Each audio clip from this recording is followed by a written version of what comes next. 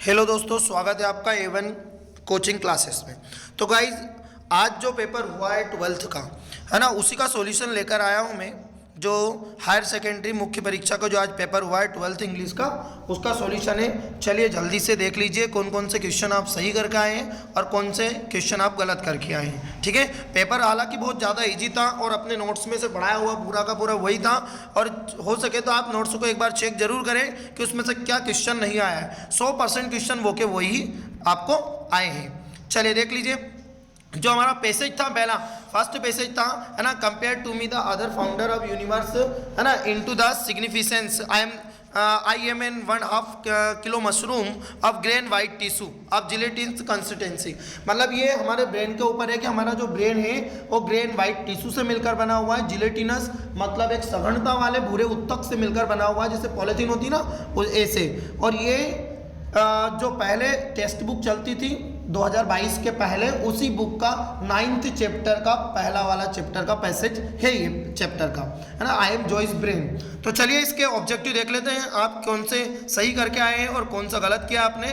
तो फर्स्ट वाले का आंसर आएगा इन 1000 of such way I baby Joyce. तो इसमें आएगा जॉइस ब्रेन। ठीक है, इसमें कौन सा ऑप्शन है? Joyce brain. दूसरा वाला है the brain requires of oxygen in inhales. तो इसमें आएगा 20%। पैसेज में लिखा हुआ है, क्लियर लिखा हुआ है कि 20% आएगा, है ना। Give the verb form of contraction, तो कॉन्ट्रैक्शन का वर्ब फॉर्म आपका आएगा कॉन्ट्रैक्ट। कॉन्ट्रैक्शन का क्या आएगा? कॉन्ट्रैक्ट। ठीक है, नेक्स्ट अगला देख लेते हैं कि who is I in this page. इसमें आई का मतलब क्या है? तो आई का मतलब इसमें जॉइस के ब्रेन के बारे में बताया गया है, तो इसमें आएगा Joyce brain. The weight of the brain is, जो जॉय का अपने दिमाग का वजन कितना होता है? 1.5 kg, मतलब 1/2, है ना, याद रखना 1.5, मतलब 1.5 किलो मशरूम के जैसा। और Joyce brain is Joyce brain, तो इसमें आ जाएगा all of this, personality, mental capacity और रिएक्शन, सब ब्रेन करता है। The brain shift when something dangerous happen, तो गियर्स मतलब जैसे कि मतलब ये है, शिफ्ट का मतलब एक स्थान से दूसरे स्थान, हर एक चीज जब मतलब हमारा दिमाग इतनी जल्दी से काम करता है कि मतलब वो दूसरी चीज को मतलब थोड़ी देर में लेकर आ जाता है। और ears, tongue and fingers collect information only. The information, इसमें आएगा द इंफॉर्मेशन, तो सेंसर्स आएगा, सेंसर इन्फॉर्म द ब्रेन। आपने देखा होगा, मैंने बताया था हमारे पूरे शरीर में डेंड्राइट्स होते हैं, है ना, याद रखना, सेल्स और डेंड्राइट्स, है ना।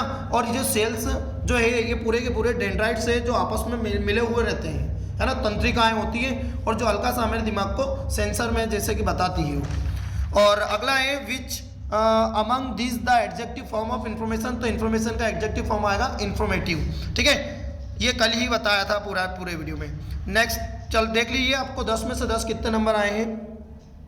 और दूसरा जो पैसेज था हमारा नोट मेकिंग का, द अल्टीमेट सॉल्यूशन, तो आपको लिखना था इंपोर्टेंस ऑफ मेडिटेशन या टाइप्स ऑफ मेडिटेशन या the ultimate solution of meditation. इसके मुझे यकीन है कि आप लोगों ने इसके नोट मेकिंग बहुत अच्छे से बनाई है ना। और जो चैनल को जिसने फॉलो कर रखा है, सब्सक्राइब कर रखा है, उसने डेफिनेटली इस पैसेज को देख लिया होगा। नेक्स्ट अगला है हम डिस्कस करते हैं जैसे सेक्शन बी पर। तो सेक्शन बी में बहुत ज़्यादा अच्छे लेटर्स आए थे। पोस्ट मास्टर वाला लेटर आ गया था समर वेकेशन का, जो मैंने बताया था अभी आपको कल। ठीक है, और जो पैराग्राफ राइटिंग भी अच्छी आ गई थी, the importance of English, value of games, my ideal teacher, है ना, इसमें आप मेरा ही लिख सकते थे, कोई दिक्कत वाली बात नहीं है। और नीचे पोस्ट जो रिपोर्ट था एक और थी ट्रेन विटनेस एक्सीडेंट की, तो वो भी आप बना सकते थे। ठीक है, और नोटिस आ गया था house captain vice captain meeting for annual function वाला, या फिर बम ब्लास्ट वाला आप पोस्टर लगा सकते थे। तो बहुत इजी पेपर आया था। चलिए देख लेते हैं fill in the blanks. Filling the blanks में से आएगा पहले the man who wrote this book is my friend, तो इसमें आएगा द, क्योंकि ये रिलेटिव क्लोज का सेंटेंस है। फिर आएगा आई नो, इसमें आएगा दैट ही इज इल, मैं जानता हूं कि वह बीमार है, तो इसमें ये नाउन क्लोज का सेंटेंस है, इसमें दैट आएगा। दूसरे वाले थर्ड वाले में आएगा we keep our bread in the fridge so that it is not got bad. ठीक है, मतलब हम अपने फ्रिज में ब्रेड को रखते हैं, रोटी को रखते हैं, ताकि वो खराब ना हो जाए। हाउ मच मिल्क आएगा इसमें, तो 100% मिल्क को गिना नहीं जा सकता है।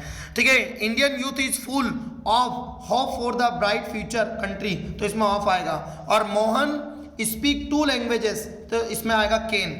ठीक है, तो आई होप कि ये सभी आपके सही होंगे। डू एज डायरेक्टेड, तो डू एज डायरेक्टेड मैं आपको अभी थोड़ा सा बता रहा हूँ, पहले उससे पहले मैं आपको है ना ऑब्जेक्टिव टाइप क्वेश्चन बता देता हूँ पूरा। फिर अपना 11th नंबर पे आपको एक पैसेज आया था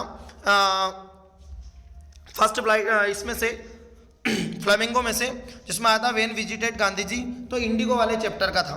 तो फर्स्ट इसका ऑब्जेक्टिव टाइप क्वेश्चन बनेगा कि how many delegates were there in the annual convention of National Congress Party, तो इसमें आएगा 2301, है ना, मतलब 2301 डेलीगेट्स थे, है ना। When did the Rajkumar Shukla met Gandhi ji, तो इसमें आएगा 1942। अब बहुत सारे लोग 1942 की जगह पर 1960 करके आए हैं, तो वो अलग है ना, वो ध्यान रखें। उसका राइट आंसर क्या रहेगा 1942।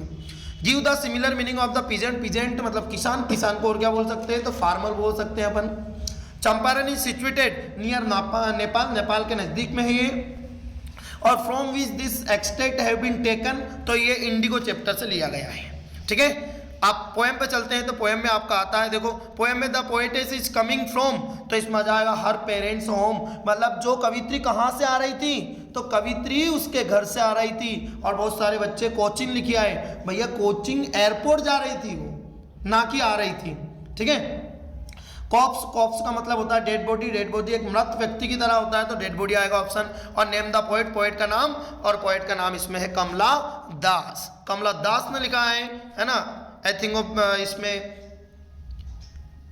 माय मदर 66 को। अगला पैसेज आता है विस्तास का, the chief astrologer placed the final of the nose wonder. सबसे पहली बात तो ये है कि ये जो चैप्टर है वो द टाइगर किंग का पैसेज है।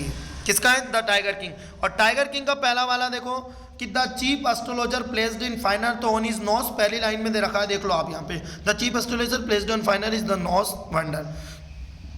How many days old is the baby When the open is the lips speech, मतलब वो लड़का जो चमत्कारी लड़का था वो कब बोलने लग गया था, वो 10 साल की उम्र में 10 दिन में ही बोलने लग गया था।